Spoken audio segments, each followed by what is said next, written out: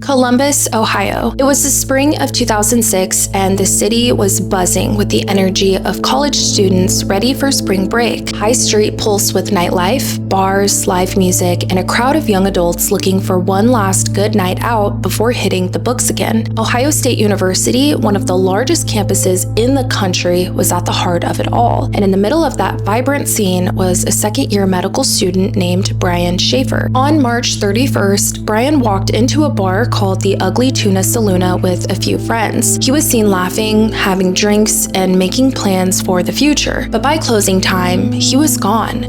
Not just missing, but completely erased. Security cameras capture him going in, but never coming out. And to this day, no one has been able to explain how a 27-year-old man vanished from a crowded bar in the middle of a major city without a trace. Welcome to the Evidence Board podcast. I'm your host, Alicia Wallace, and today we're diving into one of the most baffling missing person cases of the 21st century, the disappearance of Brian Shaffer. Disclaimer: this podcast contains discussions of real criminal cases which may include graphic descriptions of violence, disappearance, and other sensitive topics. Listener discretion is strongly advised. All individuals mentioned in this episode are presumed innocent unless proven guilty in a court of law. As no arrests have been made in this case, all theories, statements, and interpretations discussed are based on publicly available information and remain alleged. The goal of this podcast is to raise awareness, encourage public engagement, and advocate for victims and their families, with respect, empathy, and integrity at the forefront. Brian Randall Shaffer was born on February 25th, 1979 to Randy and Renee Shaffer. He grew up in Pickerington, Ohio, a quiet suburb just outside of Columbus, and was the eldest of two sons with a younger brother named Derek. After graduating from high school in 1997, Brian enrolled at Ohio State University, where he spent the next 6 years earning a degree in microbiology. Driven and ambitious, he went on to continue his education at the Ohio State University College of Medicine beginning 2004. But just 2 years into his medical school, Brian suffered a devastating personal loss. In 2006, his mother Renee passed away from cancer. Friends say he appeared to handle the tragedy with grace, but beneath the surface, her death weighed heavily on him. During this time, Brian had also begun dating Alexis Wagner,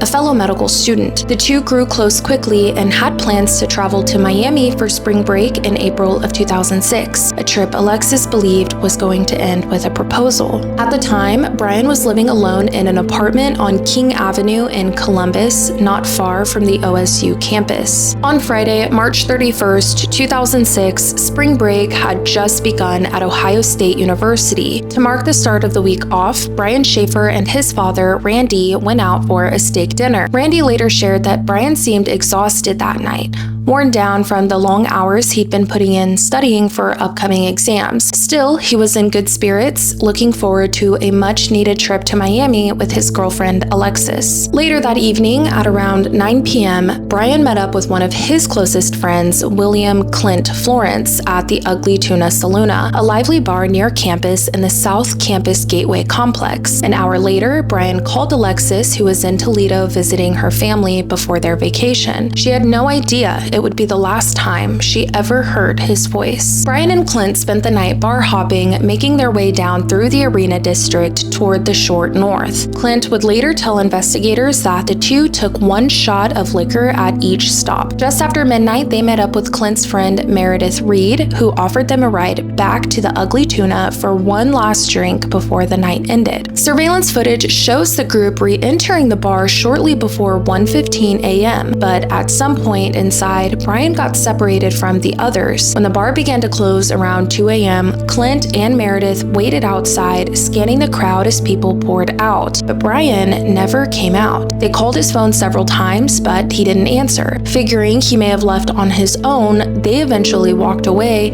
unaware that no one would ever see Brian again. The next morning, calls to Brian's phone went unanswered. His father stopped by his apartment, but there was no sign of him. By Sunday, concern was quickly turning into panic, and when Brian failed to show up for his flight to Miami on Monday morning, a trip he'd been sounded excited for, his family knew something was seriously wrong. That's when they contacted the Columbus Police Department and officially reported him missing. When Brian was reported missing, Columbus police immediately began their search at the last place he was seen, the Ugly Tuna Saloona. Located on the second floor of the Gateway complex, the bar was a popular nightlife spot among college students. Known for its open layout and balcony that overlooked the courtyard, it also sat in an area that had a relatively high crime rate, prompting several security cameras to be installed in and around the building. At the time, the back area of the bar was under construction. Police reviewed surveillance footage from that night, and at 1:15 a.m., Brian was captured on camera entering the bar with Clint and Meredith via an escalator. Then at 1:55 a.m., he was seen just outside the entrance speaking briefly with two young women before stepping out of frame. After that,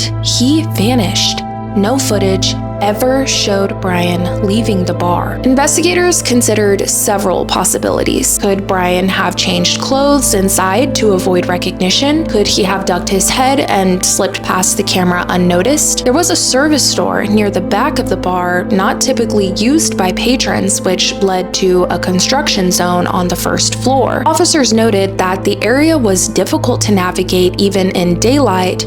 Doing so while intoxicated, they argued, would have been nearly impossible. It's worth noting that not all of the bar's cameras were static. One rotated on a continuous pan and another was operated manually. While it's possible Brian could have slipped past a blind spot, Detective Andre Edwards, who conducted an exhaustive review of the footage, told Columbus Monthly that he was 100% certain Brian did not exit via the escalator, which was the only entrance and exit to the bar. Rumors have circulated online over the years, including one unverified claim that footage existed of someone carrying out black trash bags around the time of Brian's disappearance. But despite digging through forums and news archives, I was unable to find any evidence to support that claim. Police extended their search to surrounding businesses, pulling surveillance footage from 3 other nearby bars. None showed Brian leaving the building. As hours turned to days, the search area widened. More than 50 officers were deployed to search alleyways, dumpsters, parking garages, sewers, and riverbanks. They canvassed hospitals, homeless shelters, even landfills. Flyers were posted across the city describing Brian's unique features: his tall frame, the Pearl Jam alive stick figure on his upper right arm, and a distinctive fleck on one of his irises. Back at Brian's apartment, his car was still parked out front, and nothing was out of place. Nothing was missing. It was as if he had simply vanished into thin air. With no evidence of a struggle, no signs of robbery, and no trail to follow, investigators began to question whether Brian's disappearance could have been intentional. His mother had passed away just 25 days prior, and some speculated he may have left to grieve privately, but to those who knew him, the idea didn't make sense. Brian was a promising, intelligent medical student with a bright future. He had a loving girlfriend, close friends, and plans for the week ahead. There was no note, no warning, and no logical reason to walk away from his life. As part of the investigation, everyone known to have seen Brian that night was asked to take a polygraph, including his father, Randy, who complied. Clint Florence, however, Brian's longtime friend and the last known person to be with him, refused. The 2 women seen speaking with Brian outside the bar were eventually identified, but for reasons that remain unclear, police never asked them to take a lie detector test. Just over a month after Brian Shaffer vanished, another unsettling incident occurred. In the early morning hours of May 10th, 2006, someone broke into his apartment, kicking in the front door and stealing a television and a few DVDs. At first, the timing raised concern, but police ultimately determined it was just a coincidence. Other units in the building had also been hit, and there was no evidence that Brian's disappearance was connected to the burglary. In the years that followed, Brian's loved ones held on to hope, especially his girlfriend, Alexis Wagner. Every night before bed, she called Brian's phone just to hear it ring. Most nights, it went straight to voicemail. But in September September of that year, something strange happened. It rang 3 times. Quote, "I kept calling it to hear it purely because it was one of the best sounds I've ever heard, even if no one picked up." End quote. Brian's cell provider, Singular, chalked it up to a glitch, but the call had pinged a tower in Hilliard, Ohio, 14 miles northwest of Columbus. It offered a sliver of hope, but it led nowhere. Over the years, police chased down hundreds of tips. At a Pearl Jam concert in Cincinnati, lead singer Eddie Vedder even paused mid-show to plead for information about Brian's disappearance. But the leads from Michigan, Texas, even Sweden went cold just as quickly as they surfaced. One woman driving through Michigan claimed she was served at a diner by a man who looked exactly like Brian. His name tag read Brian S. She was too afraid to confront him, but reported the incident to police. When investigators followed up, the restaurant's owner denied that anyone by that name worked there. In 2019, a photo began circulating online of a homeless man in Tijuana, Mexico, who bore a striking resemblance to Brian. The image was sent to a detective working the case, who forwarded it to the FBI, and facial recognition analysis ultimately ruled that man out. Brian's father, Randy Shaffer, never gave up. After losing his wife, Renee, just weeks before Brian disappeared, he spent the following years consumed by the search for his son. He even consulted a psychic who claimed Brian's body was in the water near a bridge. Determined to follow every lead, Randy, Brian's younger brother Derek, and several volunteers searched the banks of many rivers and waders, combing the waters for any trace of him. At one point, the possibility of a connection to the so-called smiley face killer was raised. The theory suggested that a serial killer, or possibly a group, was responsible for the mysterious drownings of college-aged men across the Midwest, many of whom vanished under similar circumstances. While some speculated Brian may have been one of the victims, Columbus police ultimately dismissed any connection, as did the FBI and most law enforcement agencies who had looked into the theory. Then, on September 14th, tragedy struck the Shaffer family again. A powerful windstorm swept through central Ohio. That night, Randy was outside cleaning up debris in his yard when a large tree limb broke loose and struck him. He was killed instantly. A neighbor discovered his body the next morning. In the wake of Randy's death, 2 strange leads surfaced. The first was a message posted to his online memorial that read, quote, "Dad, I love you. I miss you. Brian," end quote. The IP address traced back to a public computer in Columbus, and investigators quickly determined it was a cruel hoax. The second was a tip claiming Brian's body could be found in a field near a freeway just outside the city. Police and search dogs combed the area, but again, they found nothing. Shortly after Randy's passing, private investigator Don Corbett, who had been working the case pro bono, received a letter from Neil Rosenberg, the attorney representing Clint Florence, Brian's longtime friend and one of the last people seen with him. The letter addressed Clint's ongoing refusal to take a polygraph test and included a shocking claim that detectives working the case believed Brian was still alive. He said, quote, "If Brian is alive, then it is Brian and not Clint who is causing his family pain and hardship," end quote. He insisted that Clint had cooperated from the very beginning and had nothing more to add. But many close to Brian felt otherwise. His brother, Derek, remained convinced that Clint knows more than he's ever shared. He said, quote, "As soon as the detectives got involved, that's when he stopped talking to everybody. I've always thought he definitely knows something. He just won't come forward with it,"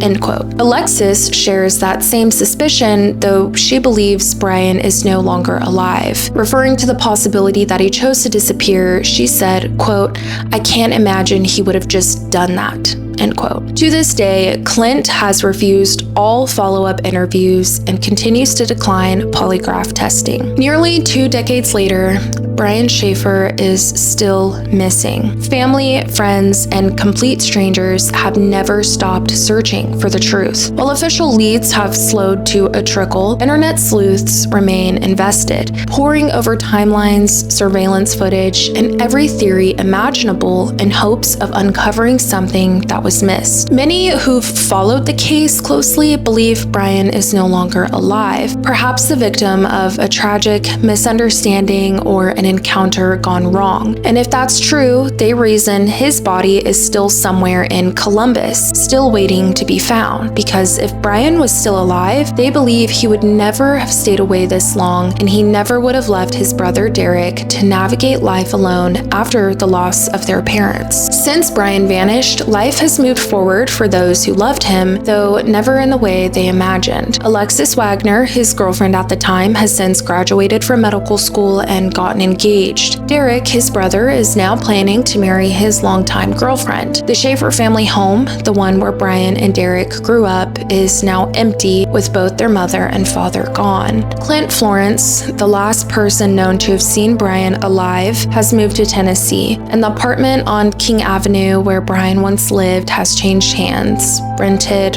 vacated, rented again. Winters have come and gone, springs have thawed the rivers where Randy once stood in waiters searching for his son, and the missing posters that once lined the OSU campus have long since faded, weathered reminders of a mystery that still haunts the city. But for those who remember Brian, who still speak his name, and who refuse to let his story be forgotten, this case remains heartbreakingly open. Many propose a darker twist, that Brian died accidentally inside the bar and that the staff may have concealed his body, perhaps out of panic or fear of liability. Some speculate he may have been injured during a fight or from a fall, and that rather than risk lawsuits, someone helped move his body out through the construction site. Still, many dismiss this theory, reasoning that guilt or the weight of a secret that large would have driven someone to come forward by now. Another possibility is one that surfaces in many missing person cases: